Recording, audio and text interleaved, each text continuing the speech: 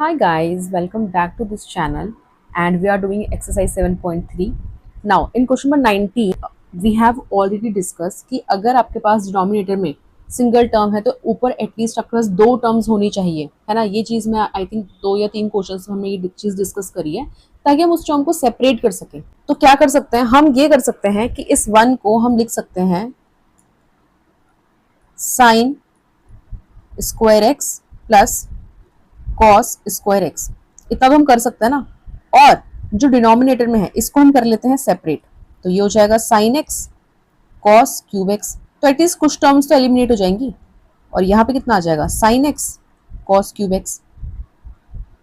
Alright, अब इसको आप क्या करो, सिंप्लीफाई करो। ये गया, ये गया, क्या बचा आपके पास, साइन एक्स अपॉन में कॉस एक्स और कॉस स्क्वायर एक्स। अब मैम आपने यहाँ पे इस वाले को ही क्यों अलग करा, यहाँ पे स्क्वायर क्यों लिखा, तीनों को अलग अलग क्यों नहीं लिखा, ये ऐसे ही क्यों लिखा?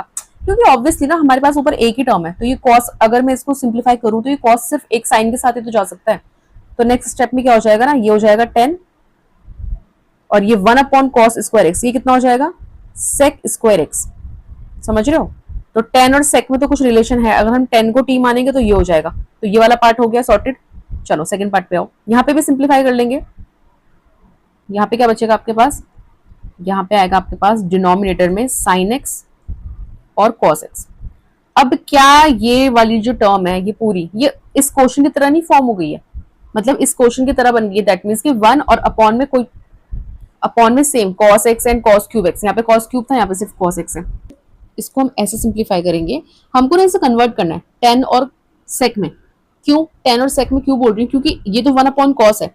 अगर ये 1 अपॉन कॉस ये कॉस स्क्वायर हो जाए तो ये सेक स्क्वायर हो जाएगा। तो इसको स्क्वायर करने के लिए मैंने यहाँ पे ना कॉस एक्स से मल्टीप्लाई कर दिया। ठीक है, अब हम क्वेश्चन में कुछ भी इनपुट कर रहे हैं तो आउटपुट जो हमारा है वो सेम होना चाहिए। अब यहाँ पे कॉस स्क्वायर एक्स हो गया, लेकिन ऊपर तो कॉस एक्स ही है ना, तो डिवाइड भी करना पड़ेगा, तो फिर कोई दिक्कत नहीं होगी। तो हमने क्या करा, कॉस एक्स से डिवाइड करा, कॉस एक्स से मल्टीप्लाई करा डिनोमिनेटर में। अब ये कितना हो गया, ये हो गया 10x। समझ रहे हो, 1 अपॉन में 10x, तो हम अपॉन में लिख रहे हैं 10x। ठीक है, और ये कितना है, 1 अपॉन में कॉस स्क्वायर एक्स। अब इस कॉस स्क्वायर एक्स को अगर हम ऊपर भेज दें तो ये कितना हो जाएगा, सेक स्क्वायर एक्स। इतना ठीक है।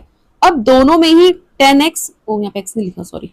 ठीक है, अब दोनों में ही 10x है, 10x का डिफरेंशिएशन सेक स्क्वायर एक्स होता है, और दोनों में ही सेक स्क्वायर एक्स प्रेजेंट है। तो कुछ नहीं करना है बॉस, यहाँ पे बस 10x को t मानना है, sec square x dx is equal to dt।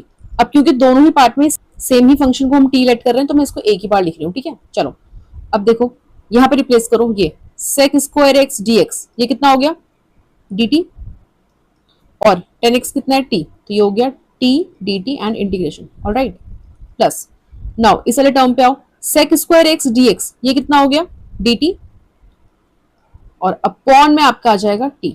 Simple, इसको इंटीग्रेट करो, it will be T square upon में 2 प्लस ये कितना हो जाएगा लॉग टी एंड प्लस में सी। अब इसको देखो, रिप्लेस करो टी को, कितना 10x, और क्योंकि स्क्वायर है तो 10 स्क्वायर एक्स अपॉन में 2 plus log and then 10x and then plus में c। तो कुछ कुछ क्वेश्चंस में ना आपको थोड़ा सा लॉजिक भी लगाना पड़ता है कि कैसे इसको मॉडिफाई कर सकते हैं। ठीक है, अब देखो अगर आप सोचोगे कि इस वन की जगह पे हम sign square x plus cos square x कर दें और इसको सेपरेट कर दें, ये भी तो किसी के दिमाग में आया होगा ना थॉट, यहाँ पे भी सेपरेट कर दें। तो चलो ट्राई कर लेते हैं। तो इस साइन से ये वाला साइन गया, क्या बचा, sine upon cos 10x, plus इस वाले कॉस से ये कॉस गया, क्या बचा कॉट एक्स। अगर यहाँ पे स्क्वायर होता तब भी बात थी, क्योंकि हम अगर स्क्वायर होता ना हम इसको सेक स्क्वायर एक्स में कन्वर्ट कर लेते, फिर इसका इंटीग्रेट कर लेते। यहाँ पे भी स्क्वायर होता तब भी कर लेते, बट ये विदाउट स्क्वायर है, तो बिना स्क्वायर के तो हमारे पास इंटीग्रेशन है ही नहीं, तो इसलिए हमने ये अप्लाई नहीं करा। बट आप लोग जब क्वेश्चन करोगे ना, ट्राई करना, इसको साइड में ट्राई करना, फिर नहीं हो रहा तो फिर कुछ और ट्राई करो। ठीक है, कुछ और मेथड ट्राई करो। तो इस क्वेश्चन में आपको ये भी सीखने को मिल रहा है कि 1 हमेशा sign square x plus cos square x में ही रिप्लेस हो, ऐसा जरूरी नहीं है। ऑलराइट, यहाँ पे इसलिए हो गया क्योंकि यहाँ पे स्क्वायर था तो वो कन्वर्ट हो गया। ठीक है, चलो now come to the question number 20। अब देखो, नीचे अगेन दो टर्म्स है डिनोमिनेटर में, ऊपर सिंगल टर्म है। हमको ऐसा नहीं चाहिए, हमको ऊपर एटलीस्ट दो टर्म चाहिए, या फिर इसी के जैसा सेम अगर मिल जाए तो भी सही है। अब हमको पता है कि cos 2x का एक फॉर्मूला है जिसमें cos भी है और sin भी है। कौन सा फॉर्मूला है? तुम देख रहे हो cos 2x के फॉर्मूले कितने यूज हो रहे हैं, ठीक है, तो तीनों ही बहुत इंपॉर्टेंट है। So we can write in numerator, क्या लिख सकते हैं हम इसको, cos square x minus sine square x, ठीक है, ये लिख सकते हैं अपॉन, और नीचे denominator same as it is. अब इससे होगा क्या, ये स्क्वायर में है, ठीक है, बताओ क्या होगा इससे, कुछ समझ में आ रहा है? नेक्स्ट स्टेप हम क्या करें, अगर हम इसको ए स्क्वायर माइनस बी स्क्वायर की तरह ट्रीट करें, ट्रीट क्या करें मतलब है ही वो, और हम इसको ऐसे लिखें cos x plus sine x. अब तो मुझे लगता है तुम लोग समझ ही गए हो कि करना क्या है, cos x minus sine x. एक स्टेप तो समझ में आ ही गया होगा, कुछ कैंसिल तो हो ही रहा है ना, cos x plus sine x का स्क्वायर एंड देन dx। तो ये स्क्वायर से ये वाली टर्म पूरी कैंसिल हो गई। क्या मिला आपको? आपको मिला है cos x minus sine x upon cos x plus sine x without power.